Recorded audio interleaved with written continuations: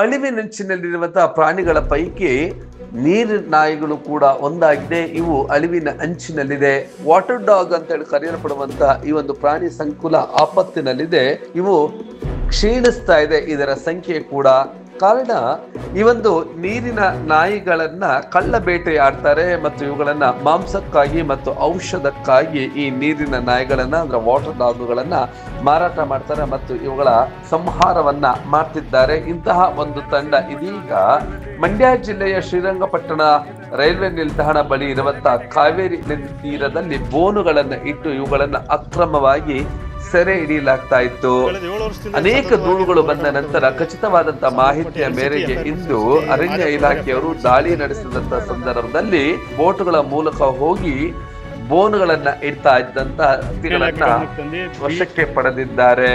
ಈ ರೀತಿಯಾಗಿ ಅನೇಕ ವರ್ಷಗಳಿಂದಲೂ ಕೂಡ ಈ ಒಂದು ಭಾಗದಲ್ಲಿ ಈ ನೀರಿನ ನಾಯಿಗಳನ್ನ ಬೇಟೆಯಾಡ್ತಿದ್ರು ಮತ್ತು ಅವುಗಳನ್ನ ಹತ್ಯೆ ಮಾಡ್ತಾ ಇದ್ರು.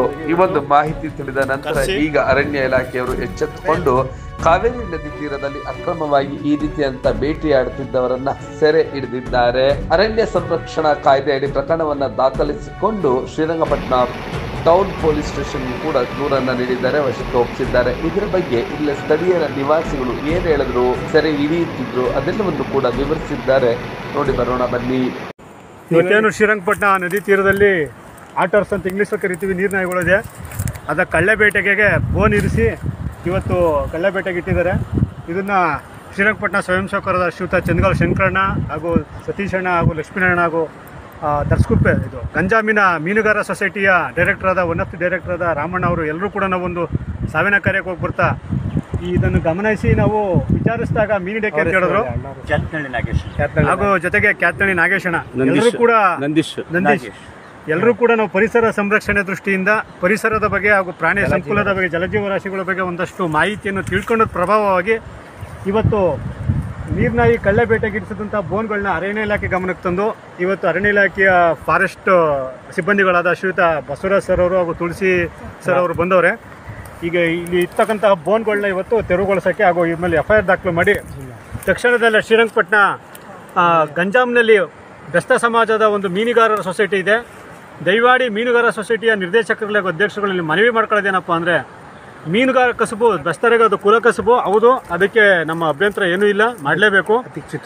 ಅದಕ್ಕೆ ಚುಚ್ಚುವಂಥದಂಥ ಕೆಲಸನ ಈ ಮೀನುಗಾರರ ಮೀನು ಹಿಡಿಯೋ ನೆಪದಲ್ಲಿ ಈ ಕಳ್ಳ ಬೋನುಗಳನ್ನು ಇರಿಸಿ ನೀರಿನ ಬೇಟೆಯಾಡೋದ್ರಿಂದ ಇಡೀ ಬೆಸ್ತ ಸಮುದಾಯಕ್ಕೆ ಒಂದು ಅಪಮಾನ ಮಾಡುವಂಥ ಇಂಥ ವ್ಯಕ್ತಿಗಳಿಗೆ ಯಾವುದೇ ರೀತಿಯಾದ ಸ್ಪಂದಿಸಬಾರ್ದು ಮತ್ತು ಲೈಸೆನ್ಸ್ನ ಕೂಡಲೇ ರದ್ದು ಮಾಡಿ ಪರಿಸರ ಸಂರಕ್ಷಣೆ ಹಾಗೂ ಪ್ರಾಣಿ ಸಂಕುಲಗಳ ಸಂರಕ್ಷಣೆ, ನೀರಿನಲ್ಲಿರುವ ಜಲಚರಗಳ ಸಂರಕ್ಷಣೆ ಪ್ರಥಮ ಆದ್ಯತೆ ಇರೋದೇ ಬೆಸ್ತ ಸಮಾಜಕ್ಕೆ.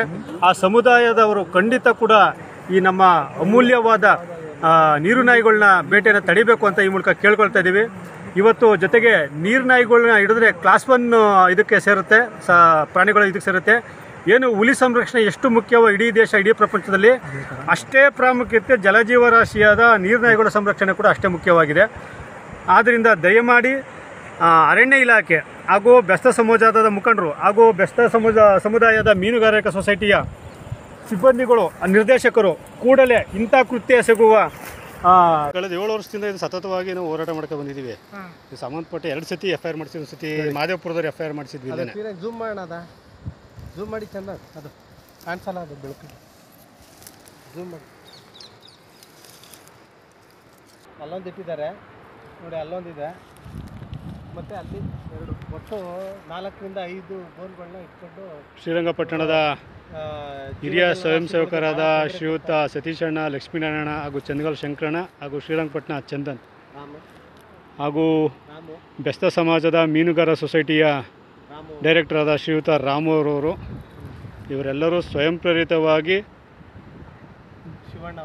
ಶಿವಣ್ಣ ಸಬನ್ಕುಪ್ಪೆ ಎಲ್ಲರೂ ಕೂಡ ಒಂದು ಸಾವು ಮುಗಿಸ್ಕೊ ಬರ್ಬೇಕಾದ್ರೆ ಈ ಸೇತುವೆ ಮೇಲೆ ಕಂಡಂಥ ಈ ಬೋನ್ಗಳನ್ನ ಅಕ್ರಮವಾಗಿ ಇಟ್ಟಿರೋದನ್ನು ಅರಣ್ಯ ಇಲಾಖೆ ಗಮನಕ್ಕೆ ತಂದು ಬೀಟ್ ಗಾರ್ಡ್ ಆದ ಶ್ರೀಯುತ ಬಸವರಾಜ್ ಸರ್ ಅವ್ರನ್ನ ಬಂದಿದ್ದಾರೆ. ತುಳಸಿ ಕುಮಾರ್ ಸರ್ ಅಂತ ಅರಣ್ಯ ಇಲಾಖೆ ಸಿಬ್ಬಂದಿಗಳಿಗೆ ಇವತ್ತು ಕರೆಸಿ ಇನ್ಫಾರ್ಮ್ ಮಾಡಿದ್ವಿ. ಇದ್ರ ಬೇರೆ ಇದ್ರ ಮೇಲೆ ಕ್ರಮ ತಗೋಬೇಕು ಅಂತ. ನೀರ್ನಾಯಿ BO4 ಹಿಡಿಯೋದಕ್ಕೆ ಇಟ್ಟಿರತಕ್ಕಂತಹ ಅಕ್ರಮ ಬೋನ್ಗಳನ್ನ ತೆರವುಗೊಳಿಸಿ ಇದ್ರ ಮೇಲೊಂದು ದೂರು ದಾಖಲಿಸಬೇಕು ಅಂತ ಇವತ್ತೊಂದು ಮನವಿ ಮಾಡ್ತಾಯಿದ್ವಿ. ಖುದ್ದು ಸ್ಥಳದಲ್ಲಿ ಎಲ್ಲ ಕೂಡ ಇಲ್ಲೇ ಪರಿಸರ ಪ್ರೇಮಿಗಳು ಎಲ್ಲ ಜೀವರಾಶಿಗಳಿಗೆ ಆಗ್ತಿದ್ದಂಥ ತೊಂದರೆ ಹೋಗ್ಲಾಡಿಸ್ಬೇಕು ಅಂತ ಈ ಮೂಲಕ ಅಧಿಕಾರಿಗಳಿಗೆ ಮನವಿ ಇರ್ತದೆ.